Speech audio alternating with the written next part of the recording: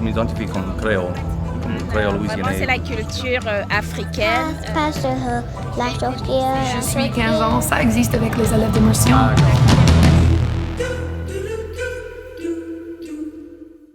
Bonjour, on est là avec le lieutenant-gouverneur de la Louisiane. Welcome, Mr. Lieutenant Governor. Thank you. It's great to have you. And so could you let us know what you're up to here in New Brunswick? Well, we're here with the Francophone and also to enjoy the celebrations. Got to marching parade up here yesterday. Great concert last night. Zachary Richard, one of my favorites from Lafayette, performing. It's just a great way to share our culture, the rich history, and we have so much in common. From Lafayette and all the communities, French-speaking communities in Louisiana, and to share that with the Canadians up here and foster more relations and hopefully business and travel between our two countries and Louisiana. Yes, definitely. And have you noticed any differences between the Acadians up here and the Cajuns down in Louisiana? They speak a little clearer, Right. even though I don't understand the French. Right. They seem to. Back home, whether it's a Cajun French or a lazy French, but they kind of blend it together back home, and even the people that understand it have trouble understanding some of the Louisiana French-speaking people. Right, exactly. And so that's something that's important. I think sometimes people don't realize that there's still thousands of French speakers in Louisiana. Well, absolutely, and we have so many schools now that from the minute they go to school in the morning to the minute that bell rings in the evening, they speak French. Right. So we're growing those programs. We're up to 32 schools now, 33, and every year we're trying to add some more, not only because to keep that rich culture alive, but also it means so much more to a child's education and makes them a better opportunity to get a job worldwide when they can speak a second language. So we're really focused in on growing that in Louisiana. Right, that makes sense. Honestly, we have through this startup, we have people who reach out and say, oh, well, if I start my business in Louisiana, will I be able to send my kids to French school? And so it's such a big asset. And yeah, sorry. And we need to do more of that marketing between Canada and Louisiana to show that we do have that ability. And so there's a possibility that the Congrès Mondial Acadien might be, or is it definitely in Louisiana? What's the status of that? They say they're going to go out and take people that are interested on bidding on it this year or early next year, and then we will hopefully put a bid package together and be successful. Right. I think the next year is 29, something around there, that it will be, it's already set for 5 years from now. So we're excited about bidding and hopefully being successful in hosting this great event in Louisiana. Right, and showing them how to do a real parade. Absolutely, with Mardi Gras beads and all the throws. Right. What did you think of the Tatamar? I thought it was incredible. The energy, the passion, the love that people have just was unbelievable. It reminded me of Mardi Gras back home with a little extra flair. Right, definitely. And what would you say to the next generation of Louisianans, people of my generation, who might have parents or grandparents who speak Louisiana French, but haven't really reconnected, but are interested? We need to make sure we nourish them and keeping that great culture and history and language alive. And one of the things I've opened my eyes to up here is we need to do more exchanges. Right. We just had an idea about bringing some of the Louisiana chefs up here to one of the culinary schools and interacting with the students at the culinary schools up here and bringing their chefs down to Louisiana and teach them how to spice up that food a little bit.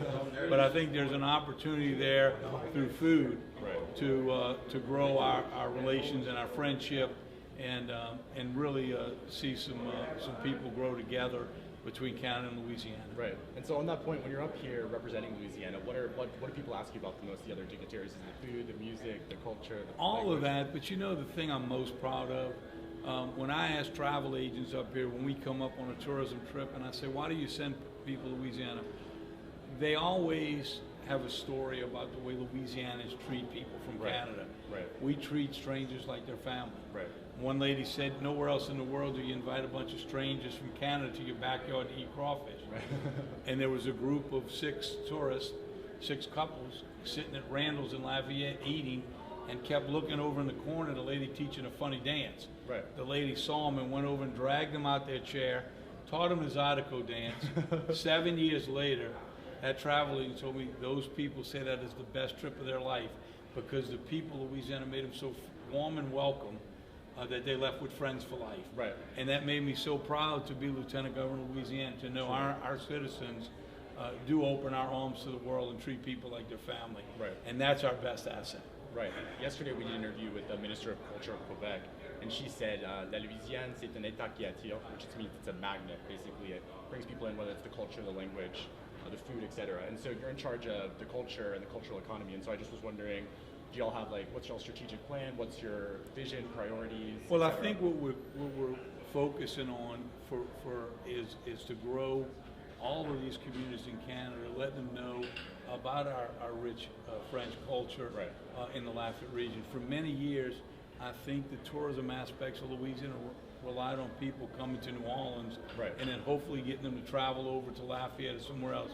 Where now we're focused on coming to Canada and all over the world and saying we have so much more to offer than just Bourbon Street and New Orleans. We have Lafayette, Lake Charles, Alexandria, all over the state has such rich history and culture that is well worth visiting. So I think we're seeing it in the tourism numbers and the response from people that take a trip directly to Lafayette and visit the whole coastal Louisiana communities and some of those older communities where people still speak French. Right, exactly. That's funny because someone was asking me, which festival should I go to in Louisiana? I said, well, really, whichever one you choose, there's going to be two options. Because, like, if you choose Jazz Fest, there'll be Festival International. And so always there's multiple. Or if you choose Mardi Gras in New Orleans, there's Mardi Gras in Lafayette. You know, it's incredible. Last year, for the first time, we promoted Mardi Gras all over the state. Wow.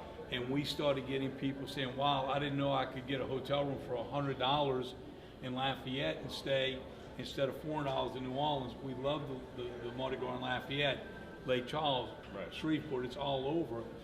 So by us promoting all those family-friendly Mardi Gras all over, and they're all just a little different. Right. They have different throws, a different theme, and my goal is to make all of them around the state one day before. When I got elected, I said I was going to visit every fair and festival. Well, every year they keep adding new ones. Last year they added the Fried Chicken Fest, the Beignet Fest. We have over 400 fairs and festivals. So in any given weekend, year-round, there's something going on special in any part of Louisiana. So you're never far from a good time in Louisiana. Very truly. And so we try to just keep track of the French, Cajun, and Creole ones, and there's just hundreds. It's impossible. It's really an abundance of riches. And so do you think, you said tourism, it's at a peak? Do you think we've reached the top, or is there No, I think we're just getting started.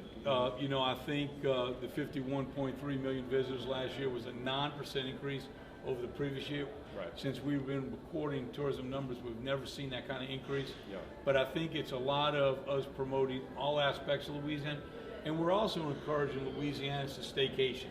Go see a part of Louisiana you haven't seen. And by them doing that, they actually end up talking about it, sharing it, and driving people to these small towns and cities that don't have the budget to market and advertise themselves. So there's some pretty neat places that are off the beaten path in Louisiana to see. It's true. I'm from New Orleans, and I think my friends and I are starting to discover more and more, whether it's Lafayette, the Boyles, Baton Rouge, Natchitoches. There's so many places in the state that have this unique character. And they all have something neat, whether it's a place to eat, a dance club, a Zydeco band that plays every Tuesday night. But that's what's special about Louisiana. You're not far from a good time, but you're not far from something different in any town or city across Louisiana. And so just to finish up, what would you say to the Acadians welcomed us up here? What would you say to Acadians that are interested in coming to visit us in Louisiana? Come down to Louisiana. We'll show you a good time, and you'll leave with a friend for life. Awesome. Thank you so much, Mr. Lieutenant. Thank you so much. Je m'identifie comme créole louisianais. Vraiment, c'est la culture africaine. Je suis 15 ans, ça existe avec les élèves d'immersion.